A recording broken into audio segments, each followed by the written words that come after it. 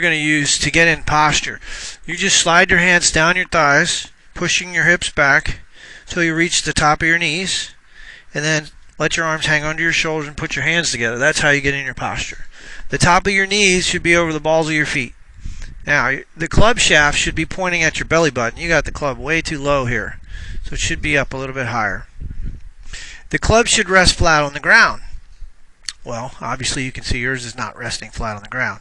So it should look more like that. If you started to look at the angle these pros have, it's pretty close to 50 to 55 degrees. Your club shaft is about, I don't know, 40. Well, it's 49 or so. So it's a little bit low. Your hands are way too close to your body. Nobody has their hands between their legs. You got to give yourself at least one hand length. So by just lifting your hands up, you're going to give yourself the space you need. Alright. The takeaway, we want to keep the shaft on the shaft plane. The shaft plane is just that yellow line that I drew. If you take the club away, void of any hand action, what that really means is the angles in the lead wrist is maintained. There's no manipulation of your hands, wrists, or forearms, and the club should go back on the plane like that. That's a pro taking the club back. What do? I don't know really. Okay, so it goes way inside and shut. That's a manipulation. Now you're going to have to do something in your swing to square the face up by opening the face. Alright, so we're going to, by the end of today's lesson, we're going to get the club going back straight.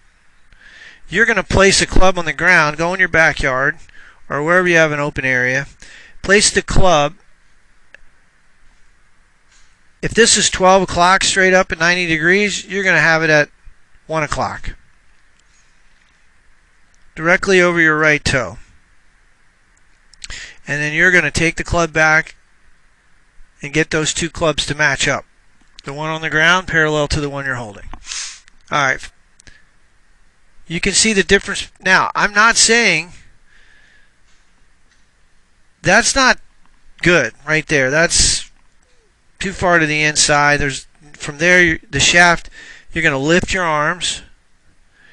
And look how, because you're so far out of position at address, your hands are below your knees. The normal angle of your spine should be around 40 degrees. You're at too low. So what you end up doing is you raise up. Now look how high you've come up. So you've come out of your posture quite a bit. Well, that's only because that's what you should do. You should be set up about right here at address. So you're just coming back to a natural position. The rest of your swing's pretty darn good. Now, your pelvis is in a pretty good position, but you have a little bit of thrust in your swing. Now, what do I mean by thrust?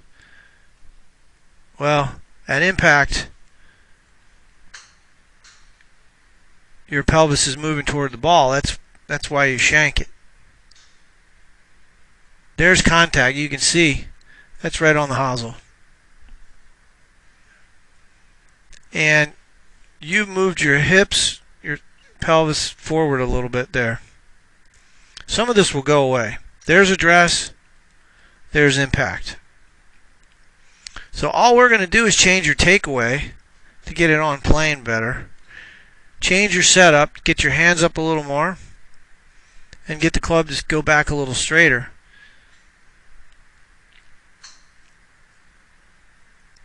So we're going to get that setup a little more like this guy, and we're good to go.